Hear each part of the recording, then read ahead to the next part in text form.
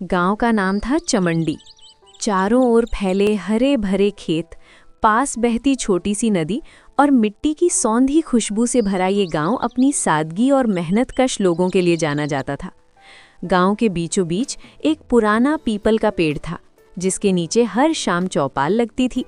यहीं गांव वाले अपने सुख दुख साझा करते, झगड़े सुलझाते और यहीं से गांव की हर छोटी बड़ी खबर फैलती थी।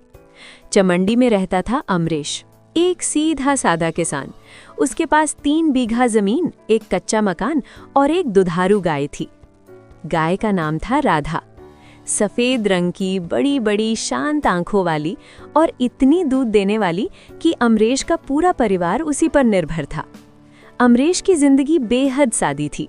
सुबह खेतों में मेहनत, दोपहर को राधा की देखभाल और शाम को अपनी पत्नी कमला और 2 बच्चों सोनू और गुड़िया के साथ समय बिताना। राधा का दूध सिर्फ उनके घर तक सीमित नहीं था। गांव के कुछ गरीब बच्चों को अमरेश रोज थोड़ा दूध मुफ्त दे देता था। कमला, देखो राधा ने आज फिर कितना दूध दिया है।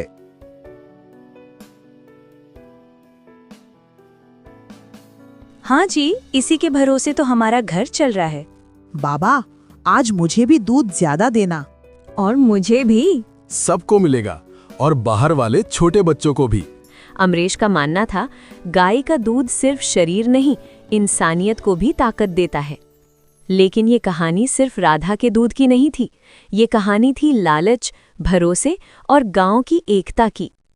एक दिन चमंडी गांव में खबर फैल गई कि शहर से एक बड़ा व्यापारी आया है। नाम था सेठ बृजमोहन। वो गांव-गांव घूमकर अच्छी नस्ल की गाय खरीदता था। उसकी नज़र जैसे ही राधा पर पड़ी, वो समझ गया यही गाय उसे बड़ा मुनाफा दिला सकती है। वो सीधे अमरेश के घर पहुंचा। राम राम अमरेश, तुम्हारी गाय तो कमाल की है, बेच दो मुझे। नहीं सेठ जी, राधा हमारे परिवार का हिस्सा है। 800 रुपए दूंगा। 800 रुपए अमरेश के लिए बहुत बड़ी रकम थी, लेकिन उसने कहा, पैसे से सब कुछ नहीं खरीदा जा सकता। सेठ ने लालच दिया। पक्का घर, बच्चों की पढ़ाई, नई जिंदगी। अमरेश का मन डगमगाया, लेकिन कमला ने साफ कहा, राधा चली गई तो सब चला जाएगा, मना कर दो। ठीक है, नहीं बेचेंगे। अमरेश ने गाय बेचने से इनकार कर दिया। लेकिन गांव में दबाव बढ़ने लगा। चौपाल पर मुखिया चौधरी धर्मपाल ने भी कहा, अमरेश, सेठ डेयरी खोलेगा, गाय बेच दो। चौधरी जी, फायदा उसका होगा, गांव का नहीं। ज्यादा समझदार मत बनो। बस यहीं से मुसीबत शुरू हो गई। खेत का पानी रोका जाने लगा, फसल को नुकसान होने लगा। फिर एक दिन सोनू बीमार पड़ गया। डॉक्टर ने कहा, दूध, दवा और पौष्टिक भोजन जरूरी है। पैसे नहीं थे।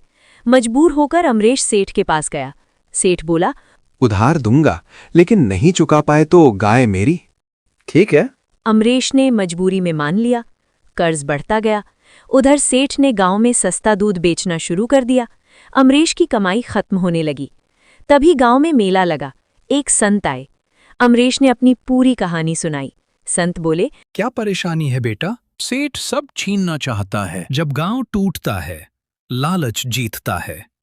जब गांव जुड़ता है, सच्चाई जीतती है। अमरेश ने चौपाल पर सबको बुलाया।